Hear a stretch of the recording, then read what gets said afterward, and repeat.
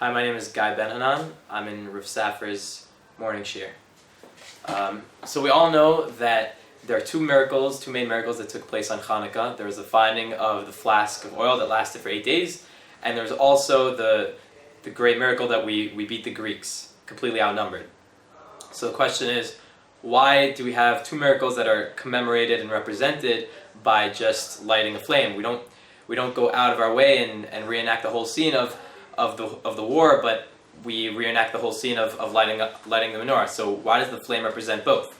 And the second question is, why do we respond the way we did? Why do we pick up a sword and fight the Greeks? Instead, we should learn what happened on Purim.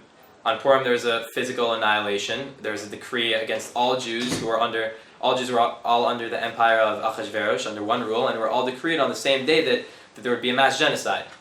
But we responded in a way that was completely spiritual. We prayed and we fasted and mourned, and we were saved that way. So why wouldn't we respond in a spiritual way? Where in Hanukkah, it's a spiritual. There are all spiritual decrees against us. Like no more. Like we couldn't have bris milah, and we couldn't celebrate Shabbos, and we couldn't learn Torah, and a bunch of other things. So if it's a spiritual decree against us, then why wouldn't we respond in a spiritual way? We should learn from Purim, because it worked by Purim. So why wouldn't it work now? So to answer the second question, there's a concept that we all have to know. It's hakol bidei shemaim chutz miyiras shemaim, that everything is in the hands of the heavens except for fear of the heavens themselves. So knowing that, we can understand why we responded the way we did on Purim. On Purim, we know that everything is in the hands of the heavens. So we have to rile up and conjure up prayers and fast in order to awaken a spiritual response from God, and that's hakol bidei shemaim. But on Hanukkah, where there are spiritual decrees against us, like no bris milah and you can't celebrate Rosh Chodesh, it's an attack on spirituality. So everything is in the hands of the heavens except for fear of the heavens. That's fear of the heavens. It's an attack on yiras shemaim.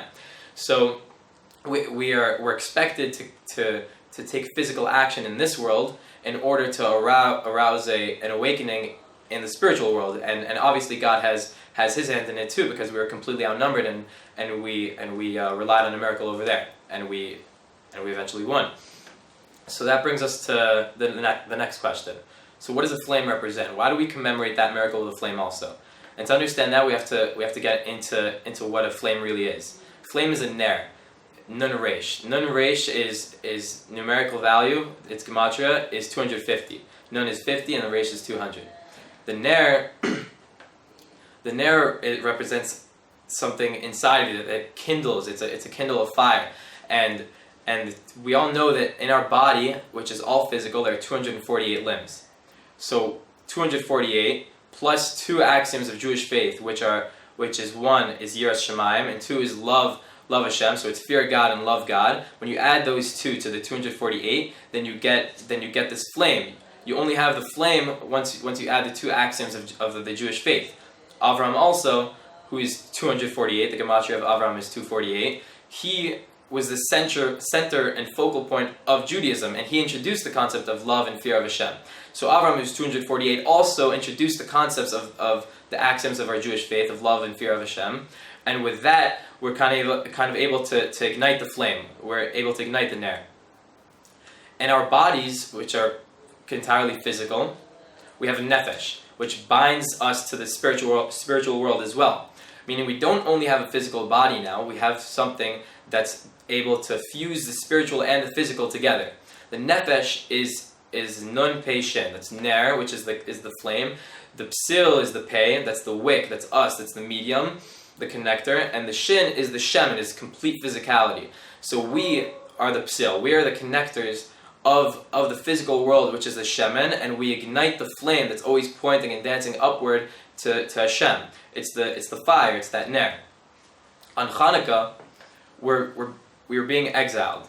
On Hanukkah there's a decree against our spiritual faith. So there's a darkness in the world now.